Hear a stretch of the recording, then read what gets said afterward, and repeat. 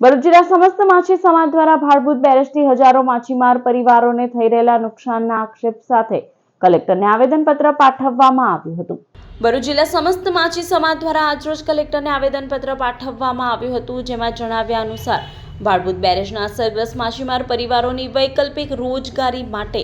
આલિયા બેટની જે જમીનો ફાળવણી માટેની દરખાસ્ત ચાલી રહી છે, તેમ છતાં હજારો અસરગ્રસ્ત માછીમાર પરિવારોની અવગણના કરીને તે જ જમીનો કચ્છ ગાંધીધામની 2 કંપનીને ફાળવણી કરી દેવાની એકતરફી કાર્યવાહી થઈ રહી હોવાના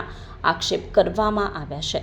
સાથે જ અસરગ્રસ્ત માછીમાર સમાજ માટે આલિયા બેટની જમીનોની ફાળવણી કરવામાં નહીં આવે ત્યાં સુધી આંદોલન ચાલુ રાખવાની ચીમકી ઉચ્ચારવામાં આવી છે। આ તરફ નર્મદા નદીની એસ્ચ્યુરીમાં માછલીઓના બ્રીડિંગ ગ્રાઉન્ડ અને માછીમારોના ફિશિંગ ગ્રાઉન્ડ વિસ્તાર પર ચાલી રહેલ ભાડભૂત બેરેજના કામથી માછીમારીની રોજગારીનું મોટા પ્રમાણમાં નુકસાન થઈ રહ્યું છે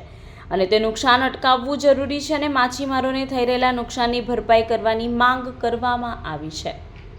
પરિસ્થિતિ એવી થઈ રહેલી છે કે ભાડભૂત બેરેજનું જે કામ ધીરે ધીરે વધી રહેલું છે, તેની સાથે માછીમારોની જે રોજગારી ઘટી રહેલી છે, તે માછીમાર સમાજનું જે માનસિક, શારીરિક અને આર્થિક શોષણ અને એની જે ઘટનાના કારણે પરિવારો અમારા તણાવમાં આવી ગયેલા છે અને અમારા માછી સમાજના પરિવારો જે છે એ વ્યસનના રવારે ચડીને અત્યારે એમના મરણાંકમાં બી ખૂબ મોટો ઉછાળો આવેલો છે અને આ સંપૂર્ણ જવાબદારી સરકારની છે। સરકારશ્રીએ માછીમાર સમાજના જે માનવ અધિકારના હક્કો છે એ હક્કો માટે જોવું જોઈએ।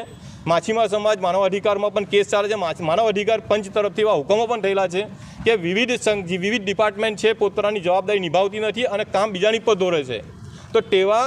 પોતાના હુકમો માનવ અધિકાર પંચે કરેલા છે અને એ આવેદનપત્ર સાથે સામેલ છે અને અત્યાર સુધી સરકાર સાથે જે અમારા પત્ર વ્યવહાર થયેલા પત્ર વ્યવહારની આટલી જાડી આ ફાઇલ છે તે આજે કલેક્ટર સાહેબને અમે આપવા આવેલા છે।